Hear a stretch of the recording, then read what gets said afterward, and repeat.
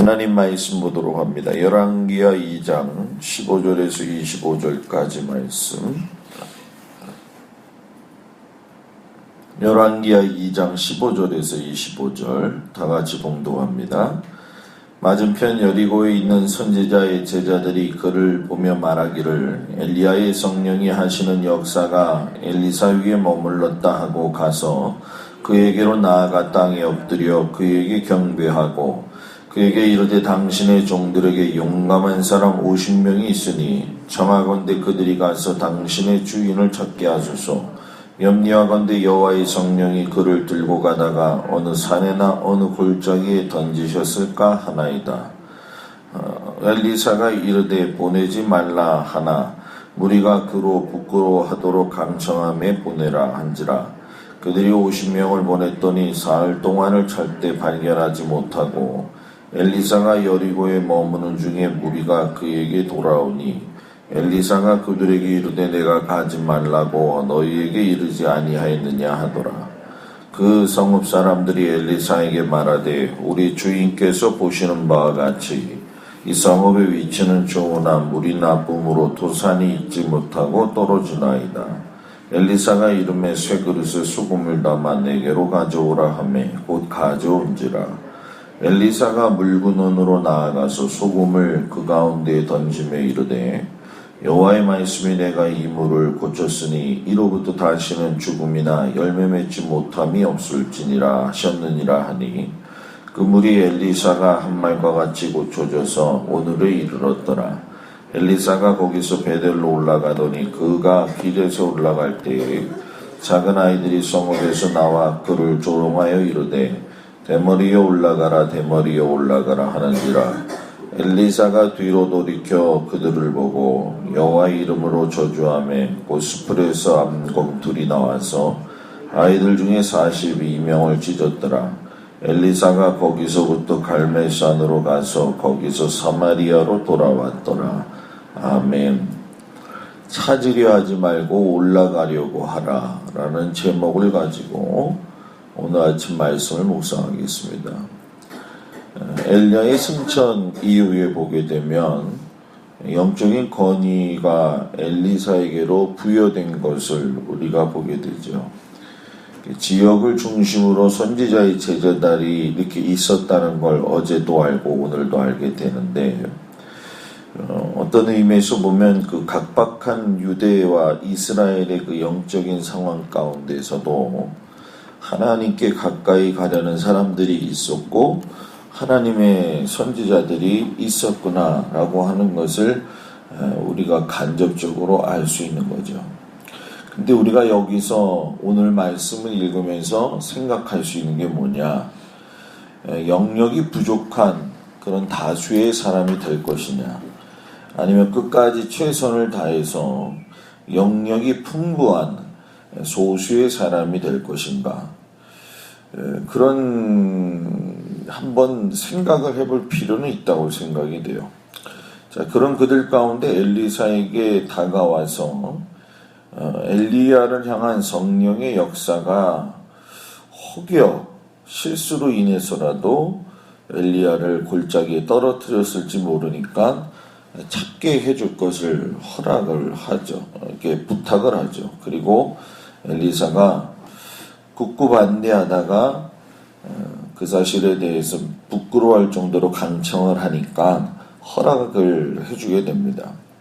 자, 이 말씀을 우리들의 실생활 속에서 어떻게 적용하느냐? 우리가 첫 번째로 알 수 있는 건 성령님이 하시는 일에 인간의 생각으로 접근하지 말아라 라는 얘기예요. 선지자의 후보생들이 많았던 건 참 좋은 것 같아요. 그런데 다 선지자처럼 같은 능력과 영적으로 풍성한 그리고 하나님이 하시는 일에 대한 믿음을 가진 것은 아니었구나 하는 것을 우리가 보게 되죠. 선지자의 후보생들이라고 하는 사람들이 발상 자체가 아직도 어리숙한 모습을 우리가 보게 됩니다. 아직도 훈련이 정갈하게 되지 못한 것을 발견하게 되죠. 그 이유를 들어보니까 그 이유가 더 가관이에요. 두루 찾아다녀 보면서 엘리야를 찾을 건데 혹여 하나님이 실수하지 않았겠느냐. 사람 찾는 일을 허락하는 것이 무슨 어려운 일이겠습니까? 그런데 이 사람들 눈앞에서 이루어진 사건을 불신한다는 것은 맞는 말 아니겠냐는 거예요. 불말과 분마차가 와서 엘리야를 데리고 간 것을 두 눈으로 확인했고 하나님의 증거가 있는데도 온전한 믿음으로 대하지 아니하고 인간적인 생각을 가지고 의심한다라고 하는 거죠. 성령님이 실수해서 떨어뜨렸으니까 성령님이 엘리야를 물건처럼 달아서 막 떨어뜨리고 막 그러실 분이 아닌데도 불구하고 그런 마음을 갖고 있었다는 거예요. 차라리 엘리야를 찾으려고 하는 것보다도 자신들이 엘리야의 뒤를 잇고 싶은 믿음의 태도가 더 있어야 되지 않겠느냐. 믿음이라고 하는 것은 하나님의 역사를 찾는 것이 아니라 내 자신이 뭐예요? 하나님의 주인공이 되어서 올라가는 것이다 라는 얘기예요. 찾으려 하지 말고 올라가려고 할 수 있는 믿음의 태도들이 우리들 가운데도 있어야 될 줄 믿습니다. 그리고 두 번째는 올라가지 못하면 떨어지는 인생은 되지 말아라는 거예요. 여리고의 그 선지자 제자들의 그런 어이없는 상황들과 얘기가 끝나고 난 후에 그 성읍 사람들이 엘리사에게 다가오죠. 그러면서 자기네 그 여리고의 문제를 이야기를 합니다. 물론 엘리사의 샘물을 가서 보기는 했지만은 이유인 중 뭐냐면 위치는 좋다. 지금도 이 여리고에서는 이스라엘의 그 대추야자 열매가 풍성하게 나오는 것이죠. 근데 생명의 근원인 물이 썩다는 거예요. 좋은 위치에 있지만 젖줄이 쓰니까 다 쓰고 열매 맺지 못하고 다 떨어진다는 거죠. 쓴 인생 속에 남는 것이 뭐냐? 열매가 열리지 않는다는 것이고 땅으로 떨어진다는 거예요. 물이나 기름이나 이런 것들이 성령님 또는 예수 그리스도를 이야기를 하는데 우리가 이 여리고에서 볼 수 있는 것이 여러분 뭡니까? 하나님의 성령이 충만해야 될 이 여리고의 선지자의 제자들의 모습처럼 한편으로는 하나님을 믿고 한편으로는 하나님에 대한 전적인 믿음을 가지고 있는 모습이 없는 것과 비슷하다라고 하는 얘기예요.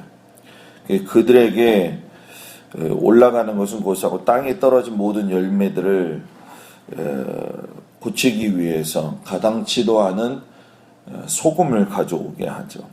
빛 대신 예수 그리스도, 수금이 되시는 예수 그리스도를 만날 적에 우리의 쓰디쓴 인생이 새로운 생명을 얻을 수 있는 그 믿음의 생명으로 다시금 바뀌어지게 된다라는 거예요. 그 일이 있고 난 후에 엘리사가 베델로 올라갔다라고 이야기를 해요. 자, 여기서 우리가 도중에 좀 생각해야 될 건 뭐냐? 엘리야가 영적인 현실 속에서 참 하나님의 일을 많이 했는데 엘리사가 그 일을 받자마자 이제 여리고에서 일을 치르고 어디로 가는 겁니까?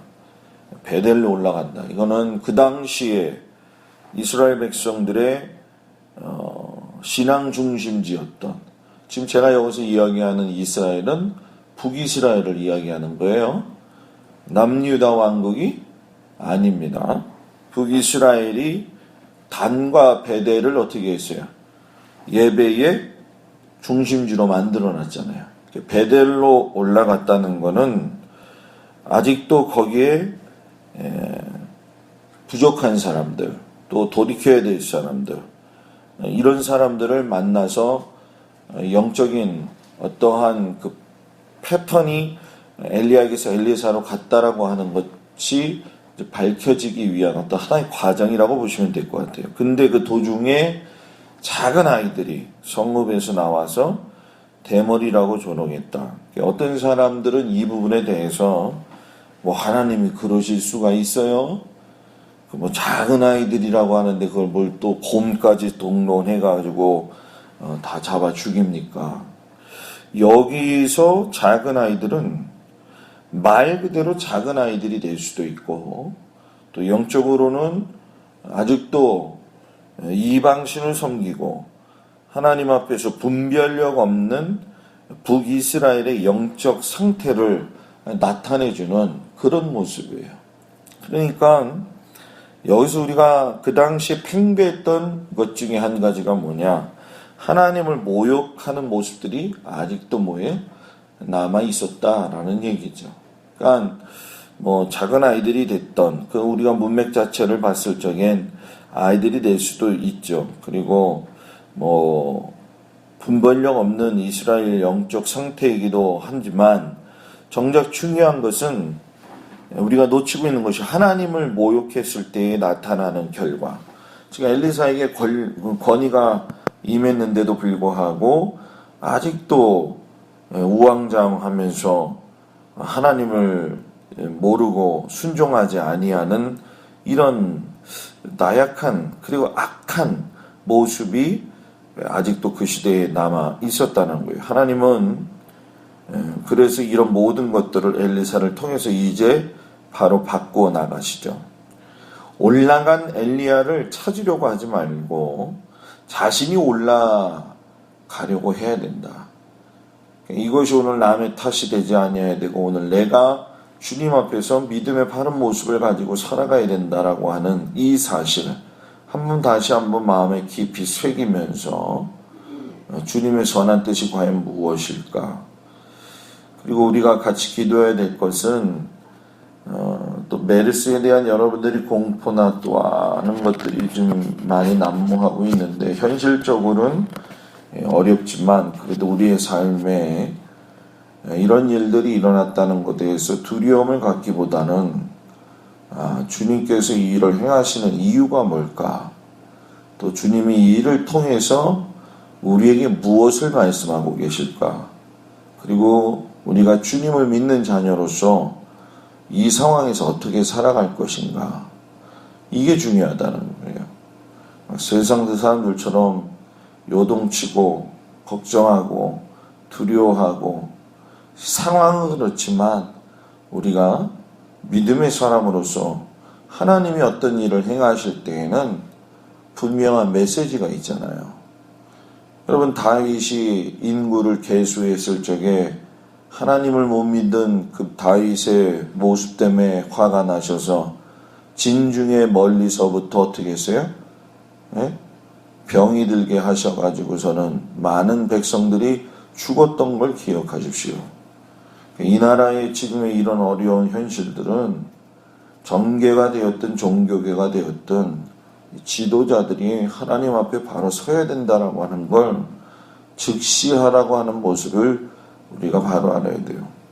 우리가 이런 모습을 알고 그 안에서 우리 성도들도 세상의 지도자로서 서 있는 사람들이다 라고 하는 것을 깊이 가지고 세상 사람들처럼 그렇게 하는 게 아니라 묵묵히 이 상황들을 보면서 하나님 앞에 기도하고 하나님 앞에 도움을 구하고 하나님 앞에 해결점을 찾게 해달라고 그런 기도할 수 있는 여러분들과 제가 되기를 주의 이름으로 축복합니다. 기도하겠습니다.